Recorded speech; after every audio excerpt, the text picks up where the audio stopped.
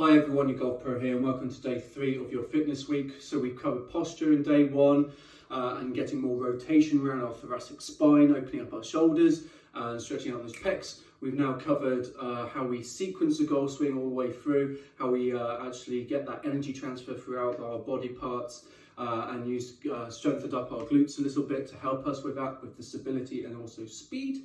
So today we are going to carry on focusing on our lower body. Now you've been wondering, Charlie, we use our arms. Well, where's the arm strength? That's coming.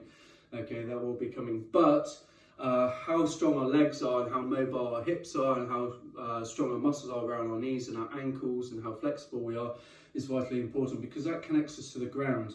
So going back to what Tiger Woods said, only swing as fast as you can every time if you can maintain balance and hit the centre of the golf club. So our legs being strong and flexible is really vital for our dynamic posture. So that just means our posture as we move. Okay. So characteristic that we see a lot with juniors and also with adults as well is that as we turn is this standing up. Okay, so we lose our posture, we lose the stability in the legs and we have to come down and round and we get lots of poor shots and shot shapes from that and also really poor contact with the golf club. Again, we want to hit the centre of the golf club to help us get the maximum power and get that ball flight really, really solid. So the fitness test that we're going to do today is a squat. Now, I may have told you in the Junior Academy, I don't know how many of you know, but I was born with my feet twisted around. It was known as club foot, and that was because my leg muscles were too short for my legs. So I had to have an operation when I was really, really young, and that meant that my muscles are okay. You know, I cope. I don't know any difference. So you know, I haven't lost anything in that regard. But it does mean I can't really perform a proper squat for you here. I can't demonstrate that. So in the link, there's a link in the description below of a video of how to perform a squat for beginners. So I want you to go and watch that now, and I want you to note down whether your knees are going in, okay, or our heels are coming off the ground as we do it, or whether or not we are unable to even get our bottom lower than this, okay. So go away and watch that, I'll wait, and come back to the video. Okay, so you've watched the video now, you can see that we want to keep our thighs and our sort of upper leg here parallel to the ground. What they didn't mention is actually we want our lower leg here, where our calf is, to be parallel to our back. So when we do it, we're not over, under, and as we do it, we want this angle here to match this angle here. So that would be a really good squat. So if you struggled with that, okay, it could be a strength thing. Okay, if we're a bit shaky or we're favouring one side to the other, and the way to do it is to practice squats. So they recommend in the video doing a set of 3 sets, which is 3 times of so many reps, so repetitions, and they would suggest sort of 10, 12, 15, I believe. Now, what we want to do is we want to perform the squat correctly and with the proper form, and that means in the correct position. So if you can only manage sort of 2 or 3 with the proper form, that's fantastic.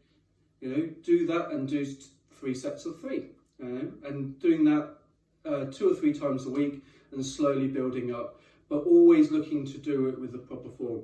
Now, if you're like me, so when I do a squat, we see our heels come off the floor very, very early on, and that's due to mobility around our ankle a little bit and also our core, and I'll get onto that in another video because that's a whole separate monster in itself. But I'm going to show you now some ways to stretch out your Achilles and also your calf muscles, which is all the way along the back of your leg here, just to really stretch those out, and so that we can try and perform the squat correctly, because our leg muscles is really important for our golf swing. So the first thing we're going to use is a foam roller. Now I've got my foam roller here, and you can get these online relatively cheaply. off eBay or Amazon or something like that. But if you don't have one, like a tennis ball or even a golf ball, something which is round and fairly solid, we want to be using. So when we got so I'm going to use the foam roller here.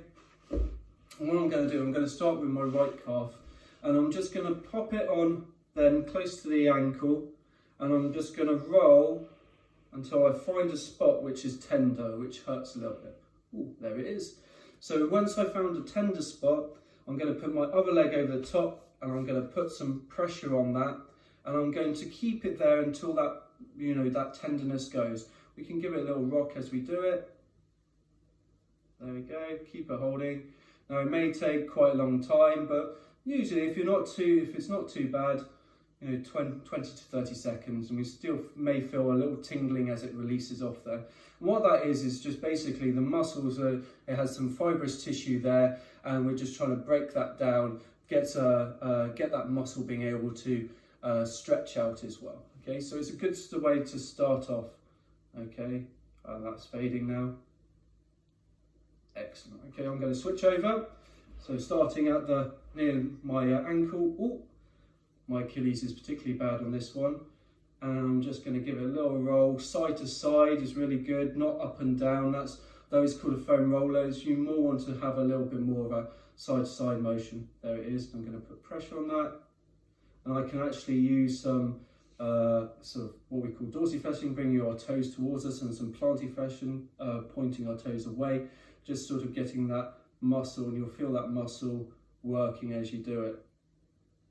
Excellent, there we go, starting to release off now. Excellent. Okay, so that's the first step. The second step is we're going to try and increase that stretch even more, and we're going to use a little bit of force. So we're going to go down like we did for our hip flexors. So foot in front, so I'm going to work on this front leg here. And I'm going to tuck this one a little bit closer to me. I'm going to put my right arm on my right leg, and I'm going to push down, and I can use my other one to balance. There you go, and you can see my heel coming off here. And what I'm feeling is it in here, or there'll be parts you may feel it a little bit further up. And we want to push and just relax the ankle joint, really let that sink in. And you're going to get a really, really good stretch of the Achilles. It feels your Achilles is really, really tight. There we go. And you just hold that for as long as you can. Feel for 45 to 60 seconds always. Good. And as you finish, just be very careful coming back up nice and slow. There's no prizes for doing it quickly. It's all about nice, deliberate form always. So I'm going to even up, otherwise I'm going to feel a bit lopsided. So again, I'm pushing in there, really relax that ankle joint. Fantastic, really pushing that off. Okay. There we go, nice and slow up. Okay, so that's stage 2. So stage 3 is we're going to use the wall. Now, if you remember with our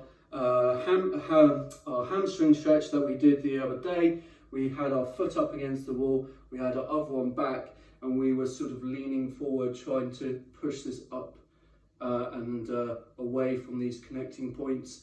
So now we're going to use the wall, and what we're going to do is we want to have one leg in front of the other, and instead of focusing on this one, it's the back leg.